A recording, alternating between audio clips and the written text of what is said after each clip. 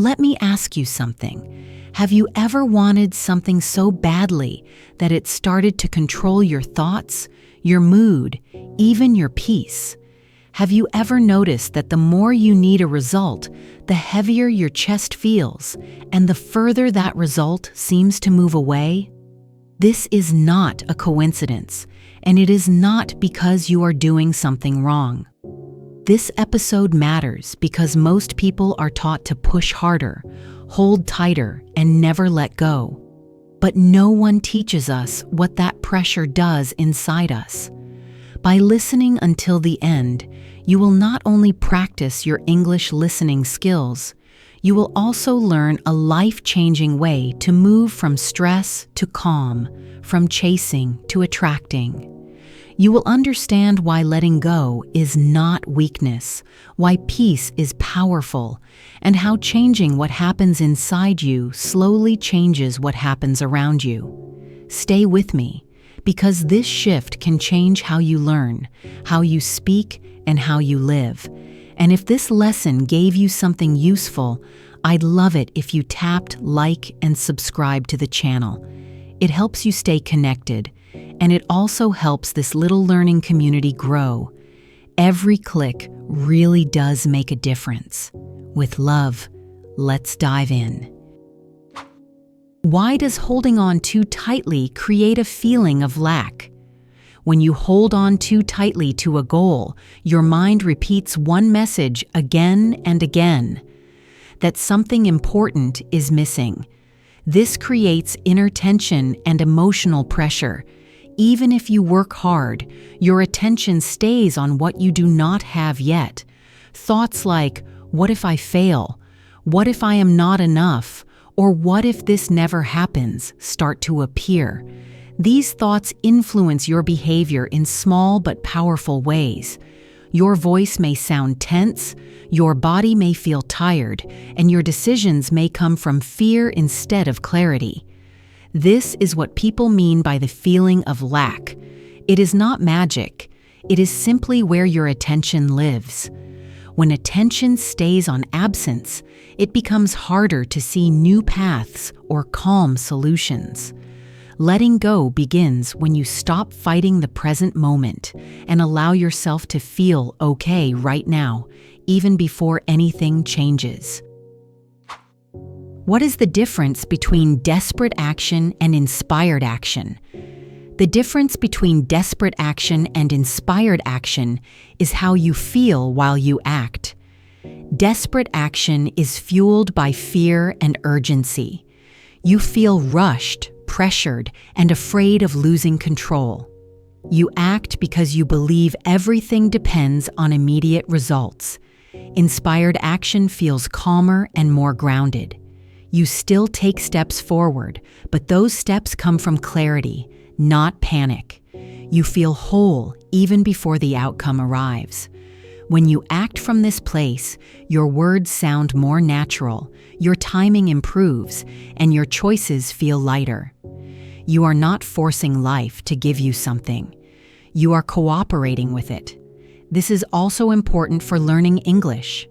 When you speak from desperation, you fear mistakes.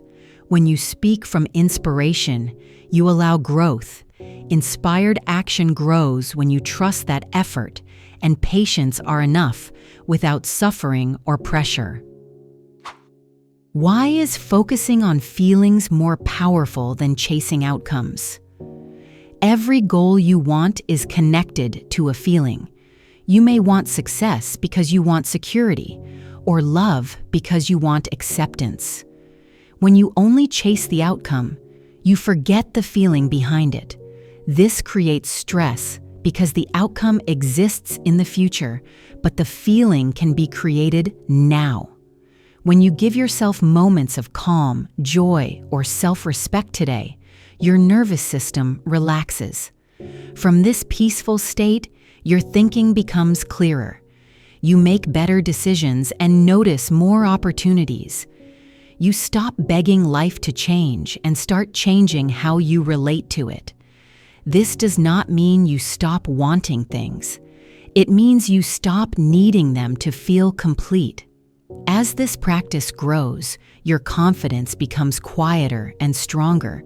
You become less reactive and more present, and presence is powerful because it allows life to meet you halfway. How can a simple release statement help you let go? When attachment feels strong, your body often feels tight, as if you are holding your breath. In these moments, a release statement can gently calm your mind, saying, "I release this outcome with love.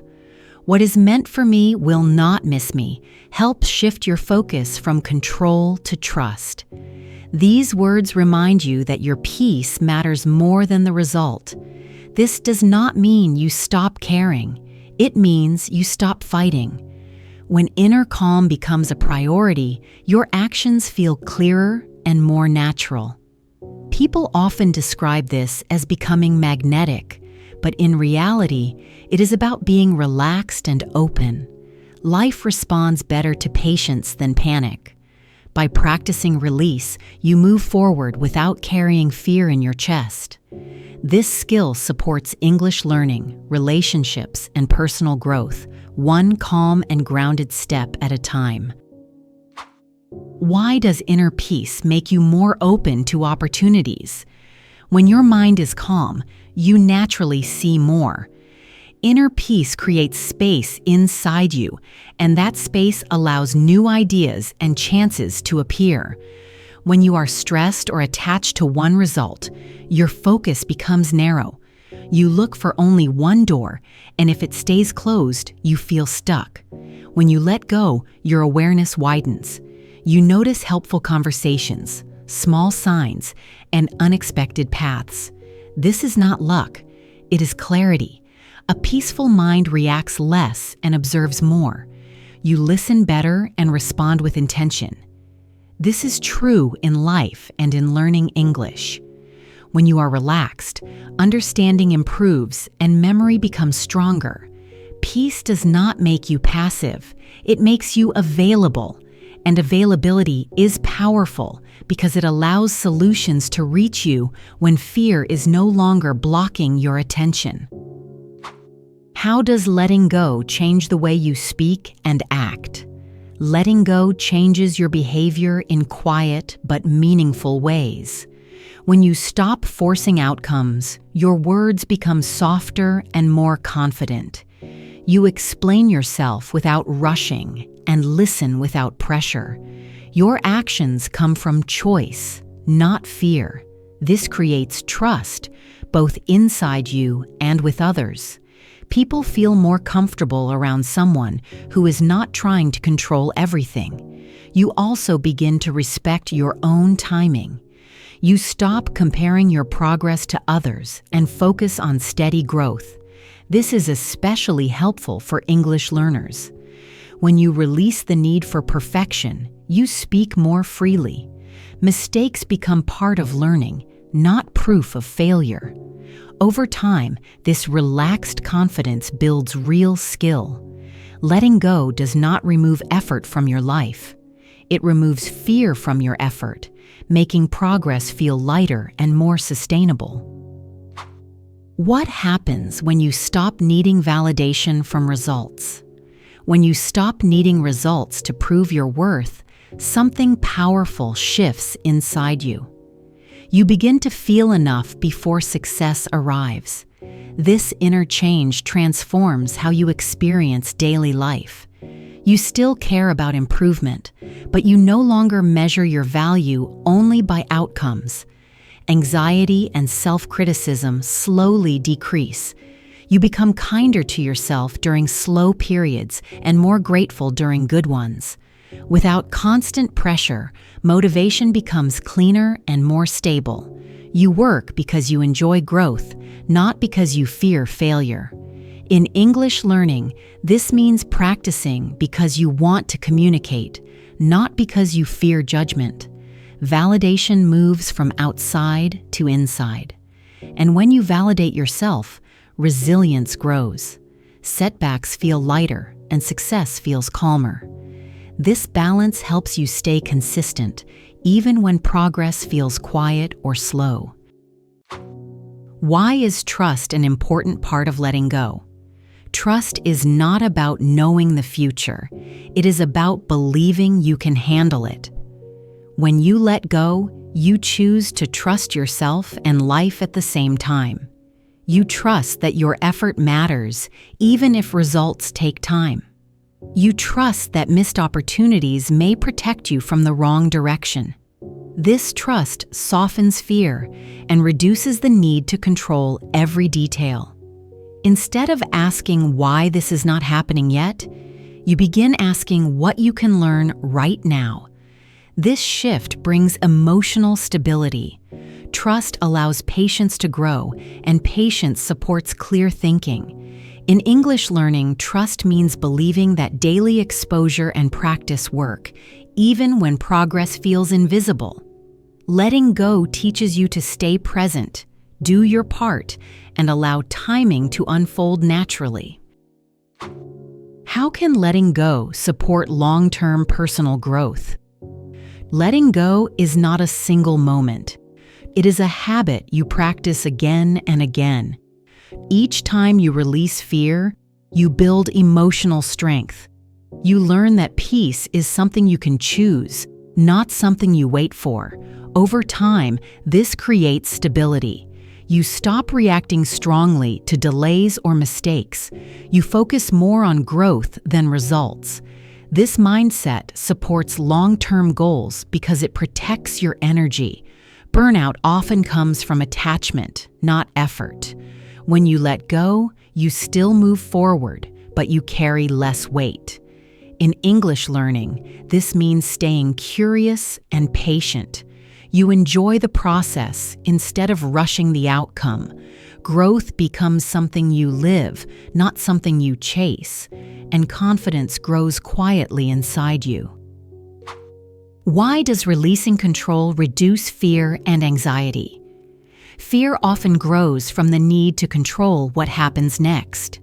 When you believe everything depends on one result, your mind stays tense and alert. Letting go gently breaks this pattern.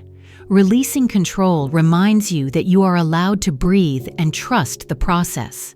Anxiety reduces because your nervous system no longer feels threatened. Uncertainty stops feeling like danger. You begin to respond instead of react. Decisions become calmer and more thoughtful. In language learning, fear often appears as overthinking mistakes or judging yourself too harshly. Letting go means accepting that growth includes discomfort. You allow yourself to be a learner, not a performer. As fear decreases, confidence slowly increases. You feel safer trying, speaking, and showing up. And safety is where real learning begins and continues to grow. How does self-nurturing replace the need to chase outcomes? Self-nurturing means giving yourself the feelings you are searching for outside. When you create moments of comfort, pride, or joy, you stop depending on future results to feel okay. This does not make you lazy. It makes you balanced. When your emotional needs are met inside, goals feel lighter. You work from fullness, not emptiness. Your energy changes. Challenges feel interesting instead of threatening. In English learning, self-nurturing may mean enjoying listening practice without pressure or celebrating small progress. These moments calm your mind and build motivation naturally. Chasing outcomes often comes from emotional hunger. When that hunger is satisfied, urgency fades. You still move forward, but with patience. Over time, this approach builds consistency because you are supporting yourself with care, not pushing yourself with stress. What does it really mean to become magnetic in life? Becoming magnetic does not mean trying to impress others. It means being comfortable with who you are. When you are calm and grounded, people feel it. Your presence feels open, not demanding. You listen more, react less, and speak with ease.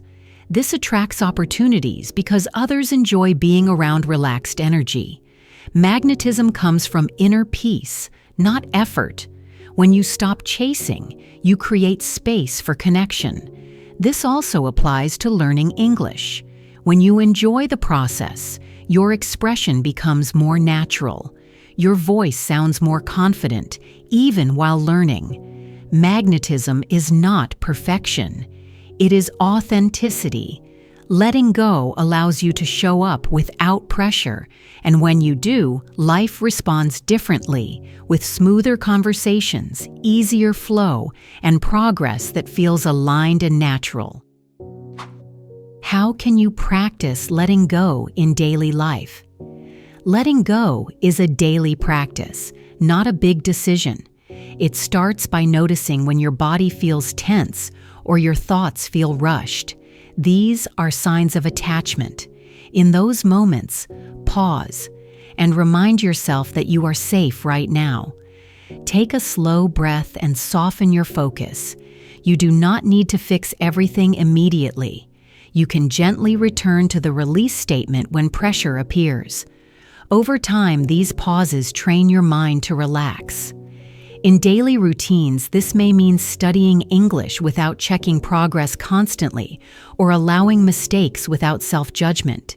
Each time you choose calm over control, the habit grows stronger. Letting go does not remove goals from your life. It changes how you carry them, making balance possible and sustainable. What do you gain when you truly let go? When you truly let go, you gain freedom inside. You stop living in constant tension and start living with awareness. Your energy returns to the present moment where real life happens. You still have dreams, but they no longer control your mood. Trust in yourself grows and self-judgment softens. This creates emotional strength. In English learning, this freedom allows your voice to develop naturally. You speak more, understand more, and enjoy learning. Beyond language, letting go teaches a deep life skill. It shows that peace is not something you earn later. It is something you practice now. As you continue listening, reflecting, and growing, remember that progress does not require pressure. It requires presence, and presence is what allows both your English and your life to move forward with calm confidence. And if you enjoyed this episode, don't forget to like and subscribe so you never miss the next lesson. Your support means so much. It keeps this space alive and growing. With love. Thank you for being here, and I can't wait to continue this journey with you.